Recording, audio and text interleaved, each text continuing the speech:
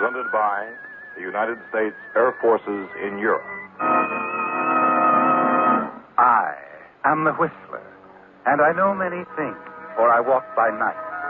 I know many strange tales, hidden in the hearts of men and women who have stepped into the shadows.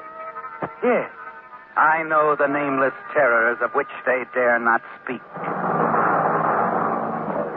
And now, the Whistler's strange story. Dark Pattern.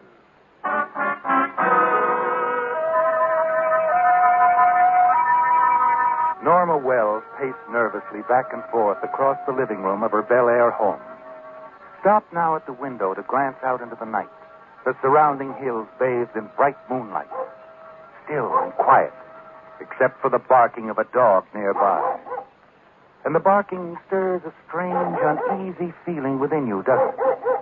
Something you can't explain. But it's there, building slowly.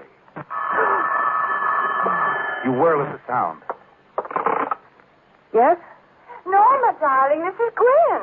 Oh, Gwen, how are you? Splendid. The Allisons came out to pick us up, and we're all going over to their place for dinner. Will you join us, darling? Gwen, if you don't mind, I'd rather not. Is something wrong, Norma? You sound strange. I don't suppose you have read the papers. Oh, heavens, no. We've been much too busy gadding about. Why? What's happened? It's Benji. Benji? Your business partner? Yes. There was an accident at Indian Lake last night. Benji was killed. Killed? Oh, good heavens, darling. Well, how in the world He'd gone up there for the weekend, took his boat out on the lake, and there was an explosion. Oh, darling, how frightful. You poor dear. It was quite a shock. Oh, but of course. You and Benji were such good friends. What a perfectly awful thing to happen. Is there anything we can do? Oh, thanks, Gwen, but no. You're certain now?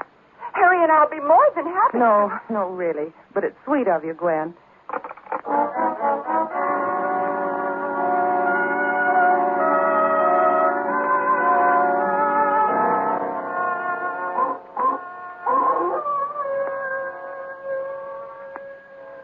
A moment after you hang up the phone, you return to the window. The dog has started barking and howling again, hasn't he, Norma? Yes, and you wonder why. Is there someone out there? You move quickly to the sliding glass door leading to the patio. Open it. And you turn on the floodlight. Patio is empty. You step outside and glance around. And then hurry down the driveway. And you're suddenly aware that your heart is beating furiously. There's a tight, dry feeling in your throat, isn't there, Norma? Now, as you reach the road... Hello there. You recognize the man as Arthur Morris, a neighbor. And then he hurries towards you. Good evening, Miss Wells. Hello. I don't know what's gotten into that dog of mine, howling that way. I'm sorry if he's bothered you. I put him on the porch again, but I don't know how long he will stay. Oh, that's all right. Just that I was wondering... He doesn't usually carry on that way. Unless there is someone around, of course. A prowler. Did you see anyone? No, I haven't. That's funny. Of course, it might be an animal down from the hills. An opossum, probably. Yes, of course. No need for alarm, I suppose. Oh, Miss Wells. Yes? Sorry to read about what happened to your partner, Mr. Sloan. I met him only once. The cocktail party you had last fall seemed like an awfully nice fellow. He was.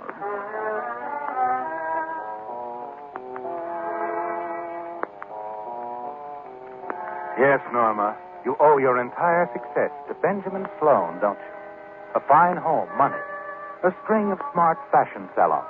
You owe it all to Benji, the partnership you formed with him. And now that he's gone, everything you have owned jointly will be all yours. As you're about to re-enter the house, you hear a car approaching.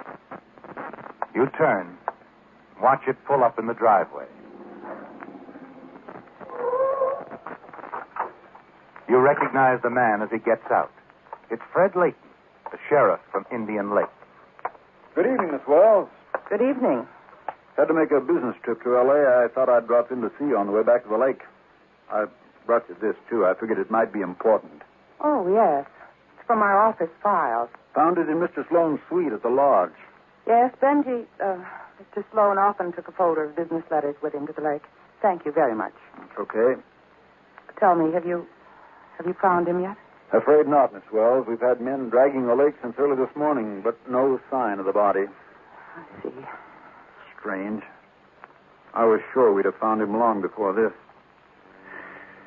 Yeah, strange. Very strange. You watch the sheriff drive away, then turn and walk slowly into the house. There's been no sign of Benjamin Sloane's body, Norma. And that nervous, uneasy feeling within you continues to grow. You hurry to the telephone and call a Malibu number. Hello? Is Mr. Mason in, Ching? This is Miss Wells. Oh, no, Miss Ulrich is out of town, Miss Wells. I know, but he was to be back this afternoon. Has not come back, Miss Wells. I see. All right, Ching. Have him call me the minute he gets in, will you? Yes, Miss Wells. We'll tell Miss Ulrich to call. Something's wrong. You can sense it, can't you, Norma? You start pacing the room again, nervously twisting the handkerchief in your hand. The dog is barking again. And then suddenly you hear something else. A noise out in the patio. Quickly you turn off the living room lights. Stand in the darkness for a moment. There's someone out there, Norma. Yes, a man. And you can see him moving toward you. You want to turn and run, but you can't. You can't move at all. Norma? Norma, you in there? Oh, Rick. Tell me, Rick. What's the idea of turning off the light? Come in. I heard a noise. Didn't know who it was. Why haven't you called me? I just got back from the lake. I was coming here when I saw the sheriff's car turn into your driveway, so I drove down a block. Walked back. What did he want? He just brought some business letters Benji had taken with him to the lake. Oh. He also told me they've been dragging the lake, and they haven't found Benji's body yet. Yeah, I know. That's why I stayed up there as long as I did. Don't worry, they'll find it soon. Are you sure? But sure, I'm sure. Look, everything went just the way we planned. I set up the booby trap, saw Benji take the boat out, saw the explosion. Everything is okay, Norma. Nobody could have survived that explosion. Then why haven't they recovered the body? I don't know. Give them time. I don't like it, Rick. I don't like this at all. Something's wrong. Now, take it easy, Norma. Suppose Benji is alive, Rick. Alive. And he suspects we set that trap for him. Now, for heaven's sake, stop talking like that. I can't help it. I just can't help feeling that he's alive.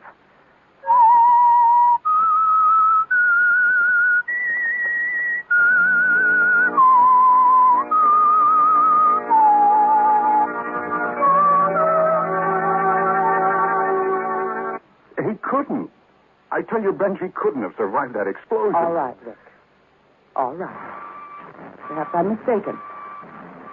My nerves play strange tricks sometimes. You're right.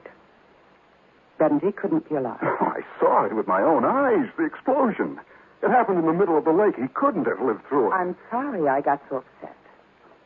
Now, come on, let's have a drink. Yeah, I could use one. Sure. We'll have a drink, Rick. Forget Benji. There's nothing to worry about. But there is, Norma. Yes, a lot to worry about. You can't explain the feeling you have that something is wrong. But you know you've got to calm Rick. Show him you're not afraid, that everything's all right. Long after he's gone, you think about what's happened. Try to convince yourself that perhaps it really is only your imagination, because your nerves are on edge. Still, you spend a sleepless night, aware of every sound outside, wondering, waiting, watching. Early the following morning, you get into your car and drive up to Indian Lake, to the sheriff's office. Well, good morning, Miss Wells. Good morning. Glad you're here. Sit down, please. Thank you. I was about to call you. Oh? Yes, we found Mr. Sloan. Oh, you have. Men recovered his body less than an hour ago. I see. You're certain, of course, that it's... Positive. Found all the identification we needed on the body. I don't suppose you'd want No. Tell me, Miss Wells, did Mr. Sloan have any enemies? Enemies? Benji? Yes, you see, a guest at the lodge just returned from a hunting trip up into the mountains. When he heard about Mr. Sloan's accident, he came straight to us. Oh? Seems he happened to see someone hanging around Mr. Sloan's boat on the night of the accident, acting suspiciously. He didn't think too much about it then, of course, but when he got back this morning, heard what had happened. You mean you think that perhaps it wasn't an accident, that someone deliberately planned to kill Mr. Sloan? There is that possibility. Oh, but that's incredible. Perhaps. Still, if we could find the man who was seen hanging around the boat... You have a description of him? Oh, a vague one, yes. Kirkland thinks he might recognize the man if he saw him again. Benjamin Sloan is out of your way, isn't he, Norma? You're certain of that now, and that's a relief. But there's something else to worry about. Rick. Yes. He was seen near Benji's boat on the night of the accident. And there's a man who can perhaps identify him. A few minutes later, you leave the office. The sheriff walks with you out to the street. Going to stay on here at the village for a while, Miss Wells? Yes, I'll be checking in at the lodge, if I can be of any help to Thank you.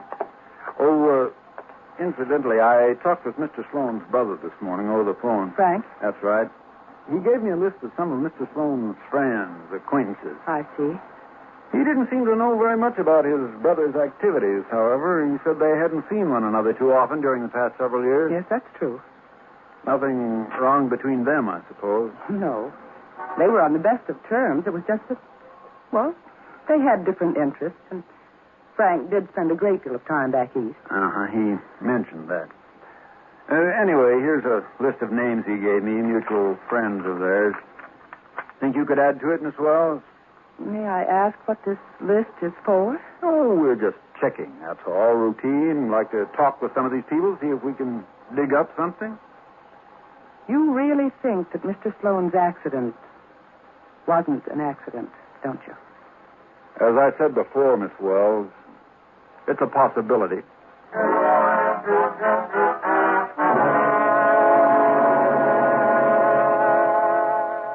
You spend the greater part of the day in your room at the lodge, thinking over your next move, don't you, Norma?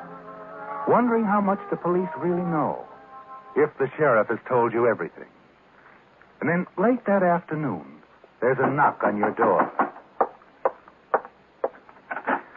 Hello, sweetheart. Rick, what are you doing here? Well, you don't seem very glad to see me. Come in. I heard about Benji on the radio. That's why I drove up here, to be with you. Come on, smile. Everything's okay. Get away from me.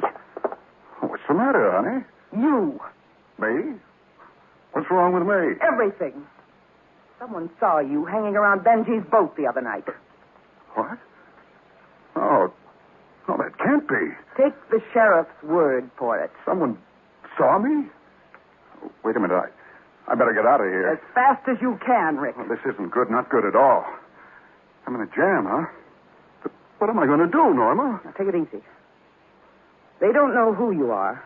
They just have a description. Yeah, but if they start checking... I know. You'd better get back to Malibu right away. Look, Norma, you're going to stick by me, huh? Of course. We'll figure something out. Sure, we'll figure something, Norma. Now, go on. We'll talk this all out later. Okay, but when, Norma? Tonight. I'll be at your place in Malibu around 9 or so.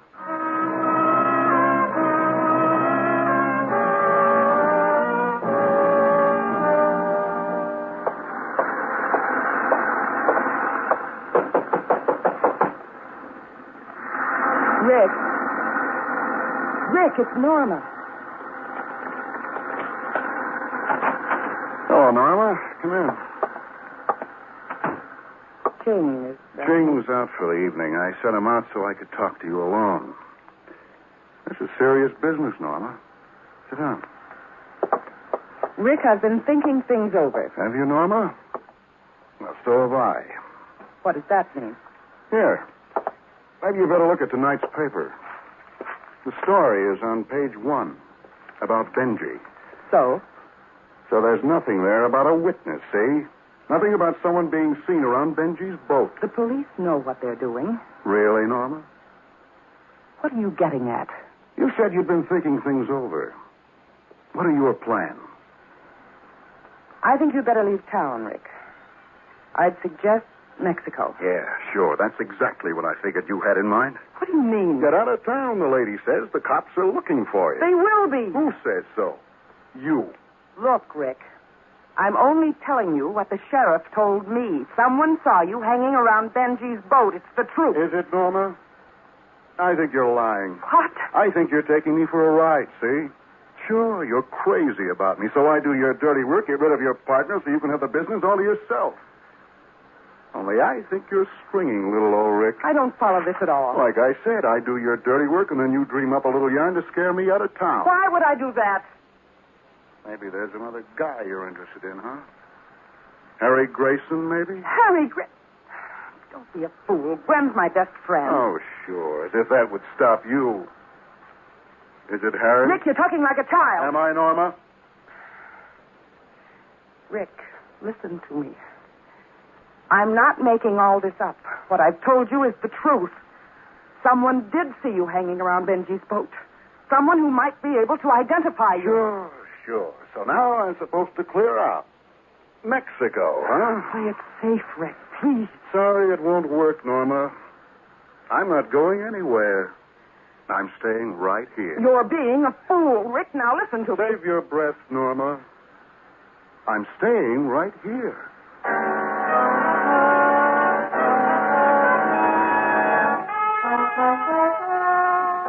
It's no use, Norma. Rick has made up his mind. Thinks you're going to double-cross him, and he refuses to listen to you. You drive on back to your home to think things out. It's only a matter of time before the police get around to him, and then it'll be all over. You're certain that Rick will crack, tell everything. And that's something you've got to prevent from happening. There is a way, isn't there, Norma? Yes. And suddenly you realize how little Rick actually means to you. Rick was only a means for you to get what you wanted. And now that you have it, he's no longer important. It's on your mind all that night, what you must do. But the following morning, you receive a telephone call from Sheriff Layton. Do you happen to know a man named Regan, Miss Wells? Mike Regan, used to be Mr. Sloane's chauffeur. Why, yes, but Mr. Sloane fired him quite some time ago. Regan, as I understand it, was pretty sore about that. He threatened Mr. Sloane. Yes. Now that you mention it, he did. Regan was seen hanging around Indian Lake by several people on the night of Mr. Sloane's accident.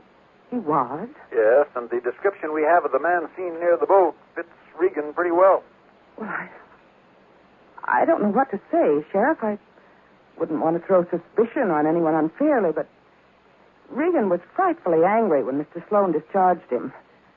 Regan said he'd get Mr. Sloane if it was the last thing he ever did. Any idea where we might locate him? Yes, as a matter of fact, I do. You see, after Mr. Sloane fired him, Regan came to me and asked me to help him find a job. I felt sorry for him and told him I'd see what I could do. Did he leave an address with you? Yes, he did. The Arch Motel, Ocean View.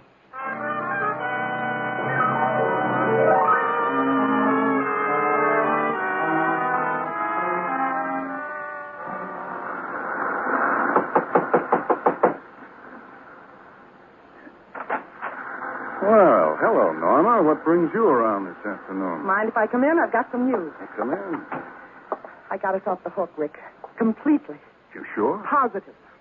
Remember Mike Regan, Benji's chauffeur? Regan? Yes. Sheriff Layton called me this morning and told me Regan was seen at Indian Lake the night of Benji's accident.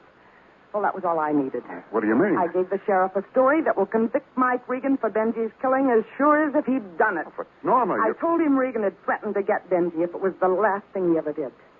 It adds up beautifully, Rick. Someone saw him near the scene of the accident. His reputation's not too good, and my story supplied the motive.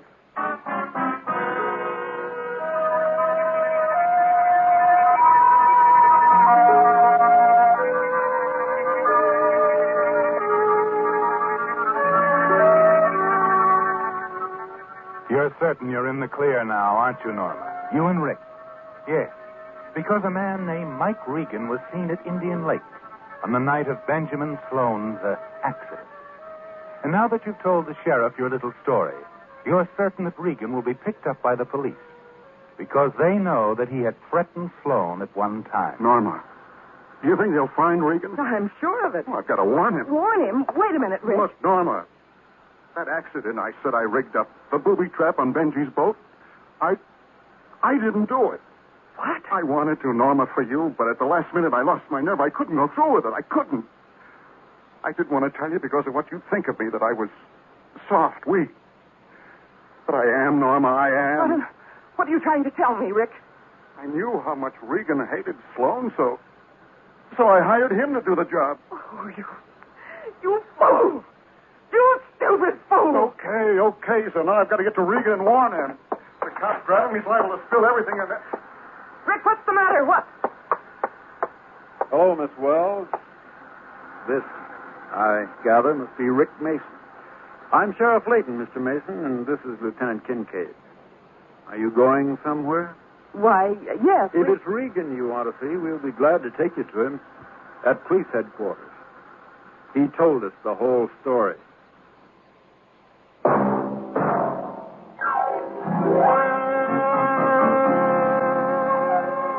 Join us again next week when once again the United States Air Forces in Europe presents The Whistler.